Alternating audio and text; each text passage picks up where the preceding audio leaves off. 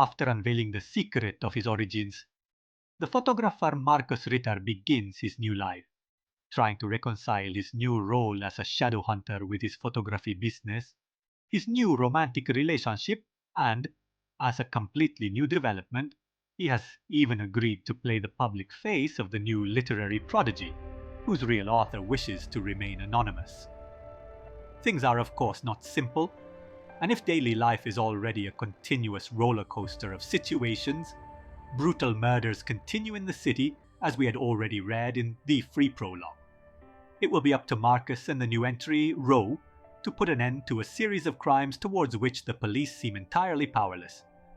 The story, while not proposing particular developments, entertains with pleasure and does not unnecessarily linger, with a decent cast of characters who interact more with each other. It is evident which saga it is inspired by, with a certain Schattenjäger as the protagonist. Compared to the free prologue, the story takes itself more seriously, but fortunately there is still self-irony, and it never crosses that thin line that would have ruined the experience and inevitably brought to light various flaws and shortcomings.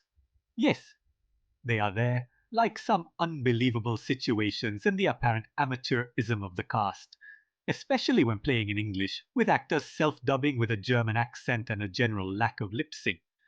However, rather than being annoying, they evoke sympathy for an operation created with passion and very few resources.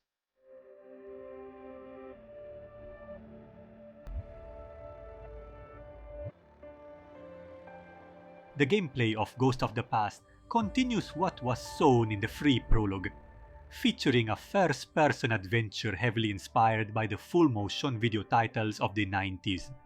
The puzzles, mainly involving the use of inventory item, although there are also some trivial and forgettable puzzles, are never challenging, but still require a small amount of effort, and getting stuck is almost impossible.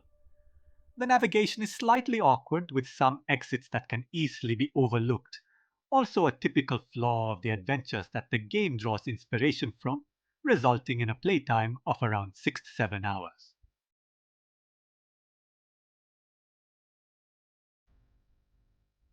As the game is developed using the full motion video technique rather than traditional graphics, it would be fair to discuss the quality of recordings and photos used to create environments and characters. There is a clear improvement compared to the prologue, with the use of higher quality equipment and more carefully crafted environments. The editing still betrays the amateurish nature of the operation, but just like with the script, one cannot help but appreciate the passion that shines through in the executed scenes.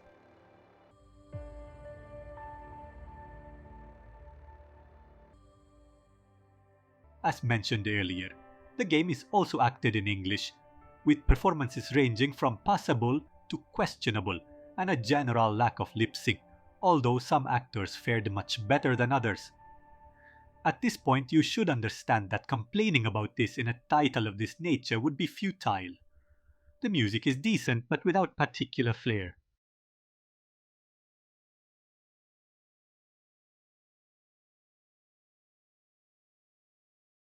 Markus Ritter, Ghost of the Past, is a challenging endeavor to evaluate.